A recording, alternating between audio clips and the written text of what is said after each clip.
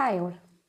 നമ്മൾ social media use ചെയ്യുന്നവരും news കാണുന്നവരായിട്ടുള്ള എല്ലാവരും ഇപ്പോൾ ഈ ഇടയ്ക്ക് കണ്ട വാർത്തയായിരിക്കും നമ്മുടെ ഗൗരി ജി കിഷൻ എന്ന് പറയുന്ന നമ്മുടെ ഫീമെയിൽ ആക്ട്രസിനോട് ഒരു മൂവിയുടെ പ്രസ് മീറ്റിനിടയിൽ അപമര്യാദയായിട്ട് ഒരു ജേർണലിസ്റ്റ് പെരുമാറുന്നതും തൻ്റെ വാക്കുകളിലൂടെ ആളെ ബോഡി ഷെയിം ചെയ്യുന്നതും ആൾ അതിന് കറക്റ്റായിട്ട് പ്രതികരിക്കുന്നതും.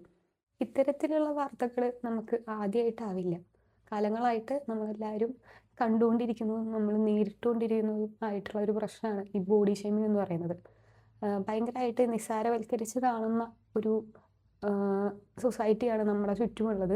ഇതൊക്കെ നോർമലൈസ് ചെയ്ത് കാണുന്ന ഒരു സൊസൈറ്റി കൂടിയാണ് നമ്മുടെ ചുറ്റിലുള്ളതെന്ന് നമ്മൾ ആദ്യം മനസ്സിലാക്കണം. ഫസ്റ്റ് ഓഫ് ഓൾ, തനിക്ക് നേരിട്ട ഇത്തരത്തിലുള്ള ഒരു അനുഭവത്തിന് കറക്റ്റായിട്ട് പ്രതികരിച്ച, കൂടെ ഇരിക്കുന്ന ആരും പ്രതികരിക്കാതെ മിണ്ടാതിരുന്ന സമയത്ത് കറക്റ്റായിട്ട് അതിനെ റെസ്പോണ്ട് ചെയ്ത ഗൗരി എന്ന് പറയുന്ന ആക്ട്രസിന് ഒരു ബിഗ് സല്യൂട്ട്.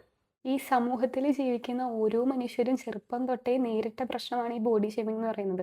പണ്ടൊന്നും നമുക്ക് ഇത് ബോഡി ഷെയ്മിങ് ആണ്, ഇത് തെറ്റാണ്, ഇതിനെതിരെ നമ്മൾ പ്രതികരിക്കണം എന്നുള്ള ഒരു നോളജ് പോലും ഉണ്ടായിരുന്നില്ല എന്നതാണ് സത്യം. മറ്റുള്ളവർ നമുക്കെതിരെ പറയുന്ന ഓരോ വാക്കുകളും അത് നമ്മുടെ കുറ്റമാണ്, നമ്മളാണ് തിരുത്തേണ്ടത്, നമ്മുടെ ശരീരത്തെ നമ്മളാണ് മാറ്റേണ്ടത് എന്നൊക്കെ വിചാരിച്ച് തെറ്റിദ്ധാരണയിൽ പ്രതികരിക്കാൻ പറ്റാതെ പോയ ഒരുപാട് ചൈൽഡ്ഹുഡ് ട്രോമാസ് കുറേ പേർക്കുണ്ടായിരിക്കും. ഒരാൾക്കും മറ്റൊരാളുടെ രൂപത്തിനെയോ ശരീരത്തിനെയോ മറ്റെന്തിനെക്കുറിച്ചും മോശം പറയാനുള്ള അവകാശം ഒരാൾക്കും ഇന്ത്യൻ ഭരണഘടന കൊടുത്തിട്ടില്ല.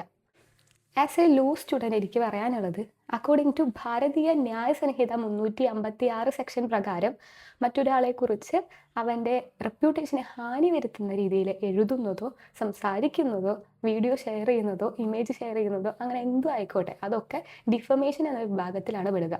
എന്ന് വെച്ച് കഴിഞ്ഞാൽ അപകീർത്തിപ്പെടുത്തൽ. ഇതിൻ്റെ ശിക്ഷ എന്ന് പറയുന്നത് 2 വർഷം തടവും പിഴയാണ്. അപ്പം മറ്റുള്ളവരെ കുറിച്ചിട്ട് ബോഡി ഷെയ്മിങ് മുതലായ രീതിയിൽ അവരെ ഡിഫമേറ്റ് ചെയ്യുന്ന തരത്തിൽ സംസാരിക്കുന്ന ആളുകളോട് ഈ കാര്യങ്ങളൊക്കെ ഒന്ന് പറഞ്ഞു കൊടുക്കുക. വേറെ ഒന്നും പറയാനില്ല. പണി വരുന്നുണ്ട് അവർ അച്ഛ, നോക്കിയിരുന്നു. അപ്പോൾ അങ്ങനെയാണ് കാര്യങ്ങൾ. Okay, by.